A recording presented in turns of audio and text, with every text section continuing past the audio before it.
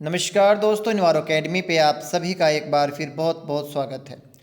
बच्चों, ये इस वीडियो लेक्चर सीरीज़ का 5th लेक्चर है। हमें पूरी उम्मीद है कि आपने पिछले सभी लेक्चर्स जो हैं ध्यान से देखे होंगे और जितनी भी इंफॉर्मेशन हमने वीडियो में प्रोवाइड कराई है वो आपने अच्छे से नोट कर लिया होगा। आज इस वीडियो में भी हम कुछ महत्वपूर्ण PYQ के ऊपर बात करेंगे और हमें पूरी उम्मीद है कि ये वीडियो भी आपके लिए बहुत महत्वपूर्ण प्रूफ होगा। तो चलिए स्टार्ट करते हैं। हमारा पहला क्वेश्चन जो है ये इंटरनेशनल सोलर अलायंस से संबंधित है। एक क्वेश्चन पहले भी इस प्रकार का हम कर चुके हैं। तो अगर हम देखें कि इंटरनेशनल सोलर अलायंस जो है ये 2015 में जो है लॉन्च किया गया था। इंडिया और फ्रांस ने मिलके इसको लॉन्च किया था और इसका मुख्य उद्देश्य जो है बेसिकली आपका सोलर एनर्जी के यूज़ को प्रमोट करना है। तो इस क्वेश्चन का सही आंसर है इंडिया एंड फ्रांस। पिछले लेक्चर में भी एक इसी प्रकार का क्वेश्चन आया था। स्टेबल एटमॉस्फेरिक कंडीशन जो होती है उसके बारे में हम सभी लोग जानते हैं कि जब कंडीशन जो आपकी स्टेबल क्रिएट होती है एटमॉस्फेयर में, तो जो पोल्यूटेंट हैं वो बहुत अच्छे से डाइल्यूट और डिस्पर्ज नहीं हो पाते। वो एक जगह पे, या आप कह सकते हो कि ग्राउंड लेवल पे इकट्ठा हो जाते हैं, एक्यूमुलेट हो जाते हैं। वहीं पे इसके विपरीत कंडीशन होती है अनस्टेबल सिचुएशन, उसमें बहुत अच्छा डिस्पर्जन और डाइल्यूशन होता है। तो इस क्वेश्चन का सही आंसर है कि आपका स्टेबल एटमॉस्फेरिक कंडीशन जो है वो हेल्प करती है in accumulation of the air pollutant. Option number A. Life cycle assessment पे ये क्वेश्चन बेस्ड है। जब भी हम लाइफ साइकिल असेसमेंट की बात करते हैं तो बेसिकली इसका मतलब ये है कि प्रोडक्ट के बनने से लेके उसके डिस्पोजल तक जितनी भी एक्टिविटी इन्वॉल्व होती हैं उन सभी पे हमें फोकस करना होता है। बट ये क्वेश्चन अगर हम देखें, life cycle assessment of A product is done keeping in mind mainly disposal.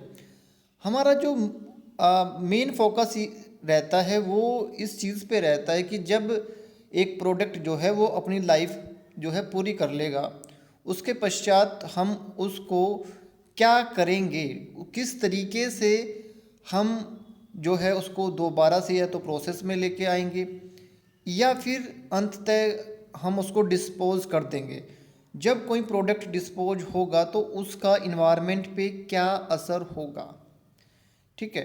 तो लाइफ साइकिल असेसमेंट में वैसे तो सभी जितने भी प्रोसेस हैं उन सभी पे ध्यान दिया जाता है, फोकस किया जाता है, बट मेनली एंड में प्रोडक्ट का क्या होगा इस चीज़ पे सबसे ज़्यादा फोकस किया जाता है।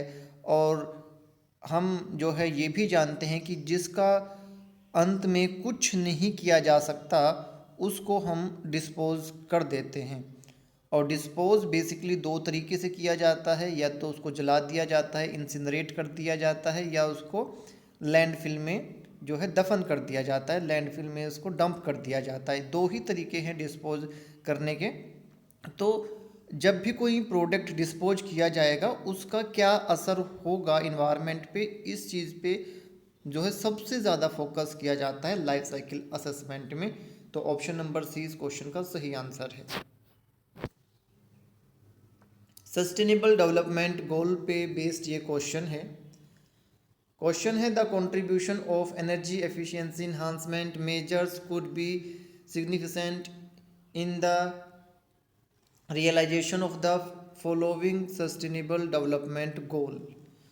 17 हमारे पास में टोटल सस्टेनेबल डेवलपमेंट गोल्स हैं और इनमें से अगर हम एनर्जी पे फोकस करके बात करें तो सबसे पहले सस्टेनेबल जो डेवलपमेंट गोल है 7 नंबर का, उसमें बात करते हैं हम अफोर्डेबल एंड क्लीन एनर्जी के बारे में। उसके बाद आपका गोल नंबर 11 जो है वो बात करता है सस्टेनेबल सिटी एंड आपकी कम्युनिटीज़, जो बेसिकली आपका इस प्रकार की सिटी हों जहाँ पे हम एफिशिएंटली एनर्जी को इस्तेमाल करते हों, चाहे वो बिल्डिंग की बात हो, चाहे वो ट्रांसपोर्टेशन की हो, चाहे वो आपका हम इस तरीके से अपना काम करते हैं, इस तरीके से अपनी प्रोसेस करते हैं जिससे कि बिजली की यानी कि आपकी एनर्जी की बचत हो, तो वो आपका सस्टेनेबल डेवलपमेंट 11 में आ जाएगा। सस्टेनेबल डेवलपमेंट गोल नंबर 12 की अगर हम बात करें तो रिस्पॉन्सिबल कंजम्पशन एंड प्रोडक्शन, इसमें भी कि किस तरीके से हम एफिशिएंटली रिसोर्सेज को यूज़ करते हैं, किस तरीके से हम वेस्ट को रिड्यूस करते हैं, किस तरीके से हम जो है इन्वायरमेंटल परफॉर्मेंस और प्रोडक्ट को इन्हांस कर सकते हैं। ठीक है, सर्विसेज जो इन्वायरमेंट फ्रेंडली है उनको हम किस तरीके से बढ़ावा दे सकते हैं, इसके बारे में बात किया जाता है।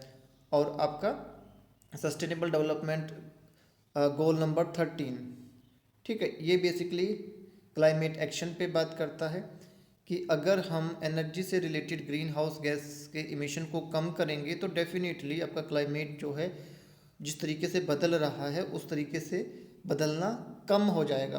तो ये 4 गोल जो हैं बेसिकली ये बात करते हैं directly indirectly energy efficiency enhancement पे। ठीक है बच्चों, इसके अलावा आप जितने भी गोल हैं उन सभी गोल्स को बहुत ध्यान से पढ़ेंगे, याद करेंगे। ठीक है, इनको एक सीक्वेंस में अपनी नंबर 1 से लेके नंबर 17 तक याद करना है। एक क्वेश्चन जो है लगभग हर दूसरे पेपर में आपको सस्टेनेबल डेवलपमेंट गोल पे, सस्टेनेबल डेवलपमेंट पे मिलता ही मिलता है। तो आप इस टॉपिक को जो है अपने महत्वपूर्ण इंपॉर्टेंट टॉपिक में रखते हुए इसको बहुत अच्छे से एक बार याद करेंगे।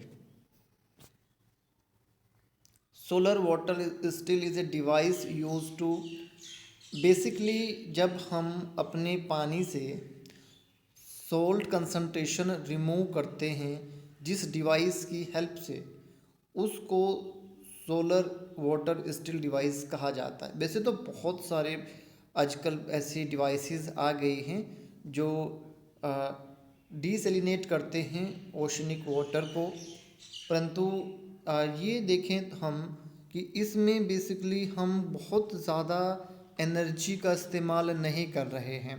जब भी वाटर से सॉल्ट कंसंट्रेशन रिमूव करने की बात आती है तो एनर्जी कंजम्पशन एक महत्वपूर्ण जो है कॉन्सेप्ट आ जाता है, एक महत्वपूर्ण मुद्दा आ जाता है कि भाई आप जो है जो सलाइन वाटर जो है उससे पोर्टेबल वाटर ड्रिंकिंग वाटर बना रहे हो उसका कितना एनर्जी कॉस्ट है, क्योंकि हमें कम से कम कॉस्ट में ज़्यादा से ज़्यादा पोर्टेबल वाटर ड्रिंकिंग वाटर जो है वो प्रोड्यूस करना होता है।